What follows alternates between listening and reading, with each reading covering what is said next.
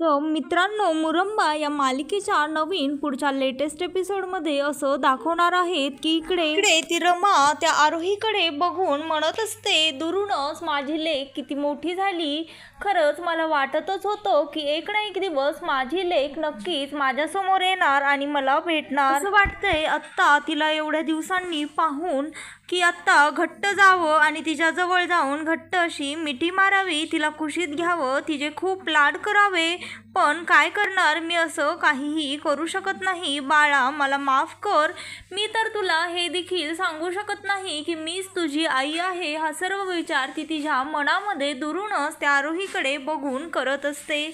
आणि त्यानंतर तिला राहावल्या जात नाही. ती तिथे एका तिच्या फ्रेंडसोबत बोलत असते. तिथे जाऊन उभा राहते आणि म्हणते, तर ती तिथे आरोहीजवळ जाऊन म्हणते, आरू. त्यावर ती म्हणते, तिचा हात हातामध्ये घेते आणि आरोही तिला म्हणते, मॅडम प्लीज तुम्ही माझ्या बाबाला नका ना जॉबवरनं काढू. त्यावर ती रमा म्हणते, बाळा मी का काढीन तुझ्या बाबाला जॉबवरनं, आणि तुझा बाबा तर फार छान काम करत आहे, मग तू असं का बरं म्हणत आहेस. त्यानंतर ती आरोही तिला काहीच न म्हणता तिला मिठी मारते आणि त्यानंतर ती रमा देखील तिच्या पाठीवरनं हात फिरवत असते, तिच्या गालावरनं हात फिरवून तिला गोंजारत असते. आणि त्यानंतर ती म्हणते, बाळा तू काळजी करू नको, सर्व काही अगदी व्यवस्थित आणि छानच होईल. त्यावर ती म्हणते, मॅडम खरंच तुम्ही किती छान आहात, तुम्ही अगदी मला माझ्या आईसारख्याच वाटतात. त्यावर ती म्हणते, म्हणजे मॅडम मला तसं म्हणायचं नाहीये, मला माहीत आहे तुम्ही माझ्या आई नाहीयेत, पण जर माझी आई असती तर कदाचित ती तुमच्यासारखीच असती, असं ती त्या रमाला सांगत असते. आणि त्यानंतर तिच्या तोंडातनं हे वाक्य ऐकून त्या रमाच्या डोळ्यामध्ये पाणी येतं. आणि त्यानंतर तिथे थोड्या वेळातच अक्षय येतो आणि आरोहीने रमाला मिठी मारली आहे हे पाहून त्याला ते आवडत नाही. तो त्या आरूला म्हणतो, चल आता किती वेळ, आणि स्कूल सुटल्यानंतर असं कोणालाही बोलत थांबायचं नाही, असं तिला सांगतो. आणि त्यानंतर तिला लगेचच हात ओढून घेऊन जात असतो. तेवढ्यातच रमाचा पदर आरोहीच्या स्कूल बॅगला अडकतो. त्यानंतर तो स्कूल बॅगमधनं पदर झटकावून काढतो आणि रमाच्या अंगावरती फेकतो. त्यानंतर रमाला फारच वाईट वाटतं हे पाहून. आणि त्यानंतर ती आरोही तिथनं गेल्यानंतर तो रमाला म्हणतो, मॅडम प्लीज आता आमच्या आयुष्यामध्ये येऊ नकात आणि पुन्हा मला आणि माझ्या लेकीला त्रास देऊ नकात.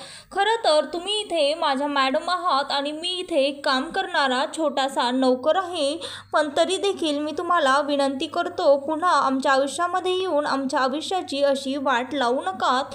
कारण एक वेळेसच तुम्ही माझ्या आयुष्यामध्ये येऊन मला रस्त्यावर आणलं होतं आणि आता आणखी आम्हाला रस्त्यावर आणू नकात, असं तिला विनंती करतो. त्या आमचं बरं चाललेलं आहे, तुम्हाला मी हात जोडून सांगतो, माझ्या मुलीला त्रास देऊ नका, पुन्हा आमच्या आयुष्यामध्ये येऊन ढवळाढवळ करू नका, असं अक्षय त्या रमाला हात जोडून सांगत असतो. त्यानंतर एक शिपाई येऊन सांगतो, सर तुम्हाला अण्णासाहेबांनी बोलवलेलं आहे. त्यावर तो म्हणतो, रमाकडे बघून कदाचित तक्रार केली वाटतं, आणखी तुमच्याकडनं दुसरी अपेक्षा तरी काय करणार, असं तो रमाला म्हणतो. आणि त्यानंतर तिथनं निघून जातो. तर तो म्हणतो, sir may I come in, आणि सरांच्या कॅबिनमध्ये जातो. त्यानंतर सरांना म्हणतो, सर तुम्ही मला इथे बोलवलं. त्यावर अण्णासाहेब म्हणतात, हो देवधर तुम्हाला कल्पना आहे का मी तुम्हाला इथे कशासाठी बोलवलेलं आहे. त्यावर तो म्हणतो, नाही सर पण मला अंदाज आहे. त्यावर ते म्हणतात, तुम्हाला जर मला नोकरीवरनं काढून टाकायचं असेल तर तुम्ही काढून टाका, माझी काही हरकत नाही. त्यावर अण्णासाहेब म्हणतात,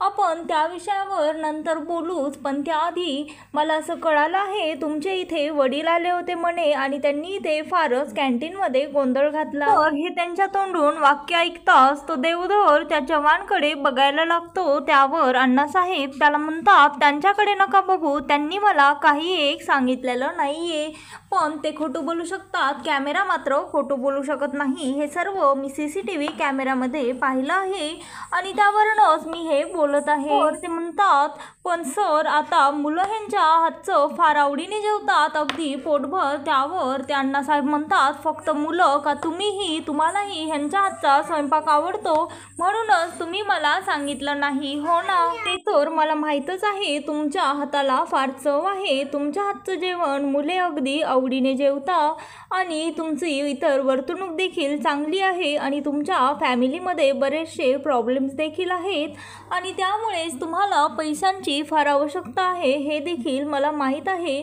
असं ते म्हणतात. घराची मोठी जबाबदारी तुमच्यावर आहे पण याचा अर्थ असा नाही की उठसूट उद्या कोणीही तुमच्या घरात न यावं आणि इथे असे राडे घालावे हे आम्ही चालवून घेणार नाही कारण ह्याचा परिणाम मुलांनी बघितलं तर त्यांच्यावर देखील होऊ शकतो. तर देवधर ही फक्त संस्था नाही, हे संस्था, हे वास्तू, हे सर्व माझ्यासाठी देवासारखंच आहे. त्यामुळे तो म्हणतो सर मला ह्या सर्वाची अगदीच कल्पना आहे त्यामुळे मी तुमची माफी देखील मागतो आणि मी तुम्हाला या गोष्टीची खात्रीही देतो की यापुढे हे असं रिपीट होणार नाही सर, असं अण्णासाहेब त्या देवधरला म्हणतात. आणि त्यानंतर ते म्हणतात ठीक आहे तुम्ही खात्री देतायत तर तुमच्यावर विश्वास मी ठेवतो आणि त्यामुळेच मी असं ठरवलं आहे की तुमच्यावर आणखी एक मोठी जबाबदारी सोपवायची. त्याचे मी तुम्हाला वेगळे पैसे देखील देईल, अगदी पर हेड त्याचे पैसे तुम्हाला दिले जातील.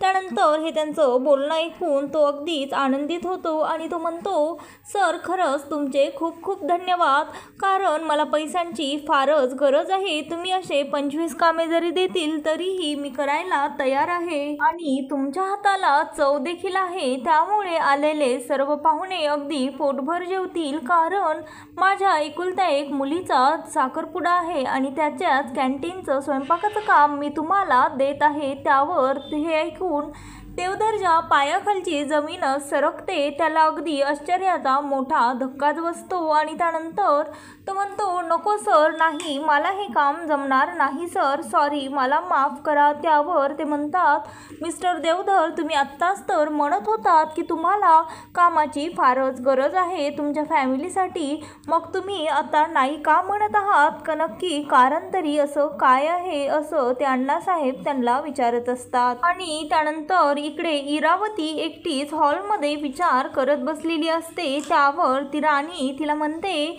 आपण आरोहीला एकदा तिच्या आईचा फोटो दाखवूयात का कारण तिला फारच तिच्या आईची आठवण येत राहते आणि ती सतत विचारत असते की तिची आई कुठे आहे, कशी दिसत असेल. शिवाय ती असं म्हणत होती की तिच्या बाबाला देखील तिच्या आईची आठवण येत होती आणि काल तर भाऊ झोपले देखील नाहीत, इथेच सोफ्यावरच रात्रभर विचार करत होते, त्यांनाही त्यांच्या बायकोची आठवण येतच असेल की असं ती राणी त्या इरावतीला म्हणत असते. आणि त्या इरावतीला हे राणीच्या तोंडून ऐकून फारच राग येतो. ती म्हणते त्या बाईचं बिलकुलही इथे नाव घ्यायचं नाही आणि काय म्हणून दाखवायचा तिच्या आईचा फोटो, जी आई तिला एखाद्या परपुरुषाच्या नादी लागून अगदी 1 दिवसाचं लहान मूल असं माझ्या हातामध्ये सोपवून गेली होती, त्या बाईचा फोटो तिला कशाला दाखवायचा आहे असं ती त्या राणीला म्हणत असते. आणि त्यानंतर ती म्हणते तिला फक्त पैशाची हाव होती, तिला फक्त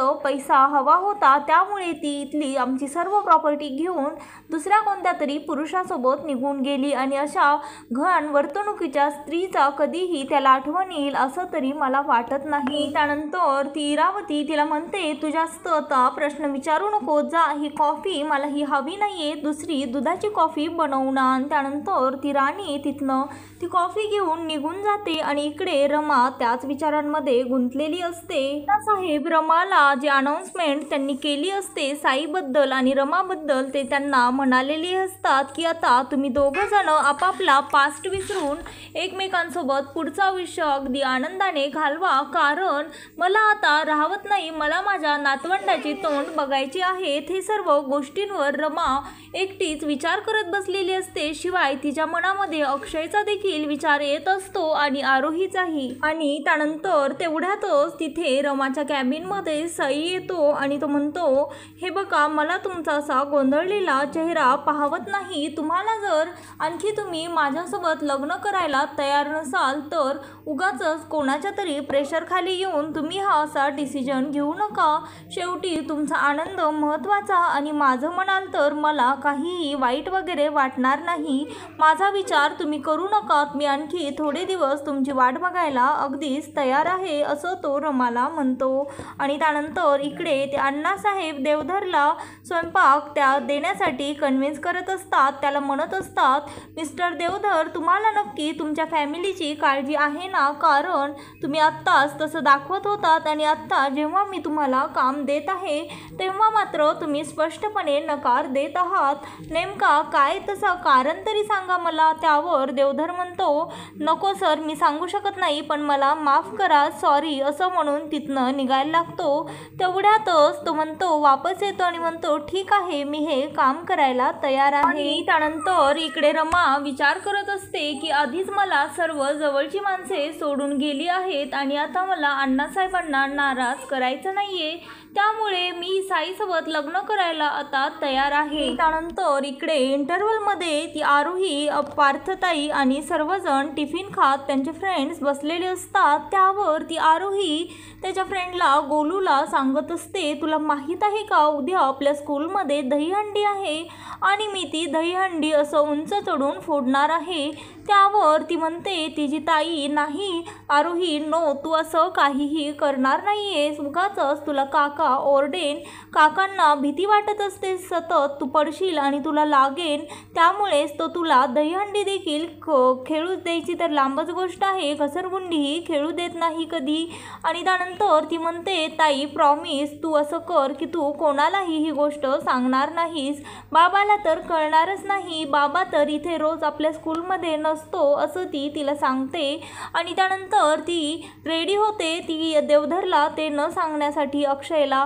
आणि इकडे रात्री सर्वजण जेवणासाठी डायनिंग टेबलवर बसलेले असताना मेथीची भाजी आणि पोळी भात पाहून मुले उठून जातात आणि म्हणतात मला तर हे असलं खाणं बिलकुलही आवडत नाही, मला पिझ्झा आणि बर्गर पाहिजे, आमचे सर्व फ्रेंड्स तर तेच खातात, मग आम्हीच रोज रोज असलं जेवण का करतो असं म्हणून रागाने दोघीही जण तिथनं रागामध्ये उठून निघून जातात. आणि त्यानंतर हे पाहून काका म्हणतात, बघ तू लेकरं कशी बिघडत चाललेली आहेत, त्यांच्यासाठी धाक लावणारं, त्यांच्या वयाचं त्यांना समजून सांगणारं, त्यांच्याप्रमाणे म्हणून असं कोणीतरी घरामध्ये हवं ना. त्यावर अक्षय सांगतो, मी तुम्हाला आधीच सांगितलेलं आहे माझ्यासमोर पुन्हा पुन्हा हा विषय बिलकुलही काढायचा नाही. त्यावर इरावती तिथे येते आणि म्हणते, खरंच मला देखील तेच वाटत आहे, आता मी ह्या मुलांच्या मागे पडू शकत नाही आणि माझ्या वयामध्ये आणि त्यांच्या वयामध्ये फारच फरक आहे, त्यामुळे मी त्यांना व्यवस्थित समजून देखील सांगू शकत नाही त्यांच्या कलाप्रमाणे, त्यामुळे घरात कोणीतरी हक्काचा माणूस तर हवंच ना. अक्षय तू एकदा पुन्हा विचार कर असं त्याला म्हणते. और तो म्हणतो, आणखी एखादी बाई लावायची आहे का कामाला, पण आता मी एवढे पैसे देऊ शकत नाही, घरामध्ये राणी आहेच ना आणि ती मुलांकडे लक्ष देतच असते दिवसभर, आणखी कशाला कोण हवंय असं तो त्या इरावतीला सांगत असतो. आणि त्यानंतर तर अक्षय म्हणतो, तूच सांग काका आता ह्यांना कशी शिस्त लावायची, उद्या अर्था आणि आरू देखील मोठं झाल्यास अशाच वागतील, ह्यांच्याप्रमाणे काय आहे ना, हे मुले दोघे मोठी झाले आहेत तर ह्यांना शिंग फुटल्याप्रमाणे वागत आहेत. यावर काका म्हणतात, अरे तू नको म्हणायला लावून घेऊ, मला तर यावर एकमात्र उपाय सुचत आहे, तो म्हणजे ह्यांना आई हवी आहे आणि तू तसा विचार देखील करावास असं ते अक्षयला सांगत असतात. पण अक्षय मात्र ह्या कोणत्याच गोष्टीला तयार नसतो. तो म्हणतो, हा विषय आता पुन्हा कधीच कोणीच काढणार नाही, हा विषय इथेच संपला. आणि त्यानंतर तिकडे सर्वजण जेवायला बसलेले असतात, रमा, अण्णासाहेब आणि साई. त्यावर तिथे रमा येते, अण्णासाहेबांना त्यांचे रेग्युलर मेडिसिन देते आणि त्यानंतर अण्णासाहेब म्हणतात, चला आता वाढा ताट, लोणचं देखील माझ्या ताटामध्ये वाढा. त्यावर ती म्हणते, नाही या अण्णा बिलकुल नाही, आधीच तुमचं कोलेस्ट्रॉल वाढलेलं आहे. त्यावर अण्णासाहेब म्हणतात, हा काय प्रकार आहे, BP वाढला कोलेस्ट्रॉल वाढलं माझं शुगर देखील वाढलेली आहे, मग काय मी आता जेवणच सोडून देऊ की काय, मी काहीच खायचं नाही का? त्यावर ती म्हणते अण्णा थोडं कंट्रोल करा, तब्येत महत्त्वाची आहे. त्यावर तो म्हणतो ते तर आहेच आणि त्यामुळेच मी आता तुमच्या साखरपुड्यासाठी जेवणासाठी एक बेस्ट कुक लावलेला आहे. त्यावर तो म्हणतो तुम्हाला माहीत आहे का तो कोण आहे, गेस करा बरं. त्यावर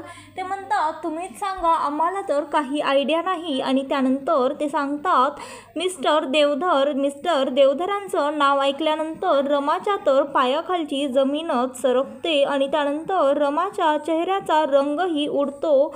त्यावर तिचा चेहरा पडलेला पाहून साई म्हणतो काय झालं रमा, तुला काही प्रॉब्लेम आहे का? त्यावर ती म्हणते ना हसून सांगते काही नाही, सहजच. आणि त्यानंतर अण्णासाहेब म्हणतात ते इतका छान जेवण बनवतो आणि अगदी हेल्दी त्याचं जेवण असतं.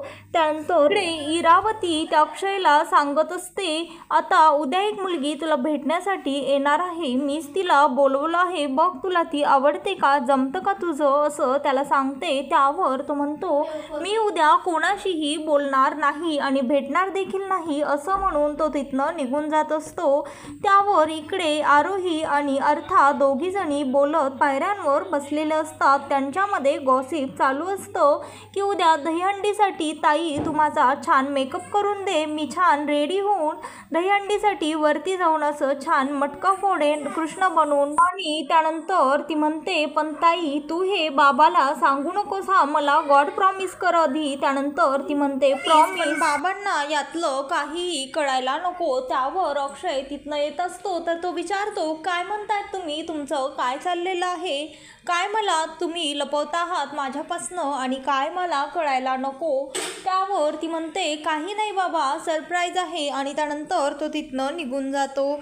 आणि त्यानंतर इकडे दुसऱ्या दिवशी ती स्कूलमध्ये कृष्णा बनून आरोही गेलेली असते आणि तिचा अर्थाने एकदम सुंदर असा मेकअप केलेला असतो. त्यानंतर ती दहीहंडी फोडण्यासाठी वरती चढते आणि त्यानंतर इकडे अक्षयला कळतं.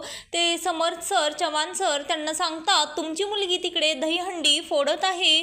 त्यावर तो ते काम सोडून तिच्याकडे धावत पळतच जातो आणि इकडे ती आरोही वरती चढून दहीहंडी फोडत असते. तेवढ्यातच तिचा तोल जातो आणि तिथे रमा देखील असते. रमा ही ती जोरात ओरडते आई म्हणून आणि लगेचच रमा धावत जाते आणि इकडनं अक्षय देखील तिथे तिला पकडण्यासाठी धावत जात असतो. तर मित्रांनो, मुरंबा या मालिकेचे नवनवीन लेटेस्ट एपिसोड पाहण्यासाठी आत्ता चॅनलला लाईक, शेअर आणि सबस्क्राईब मात्र नक्की करा.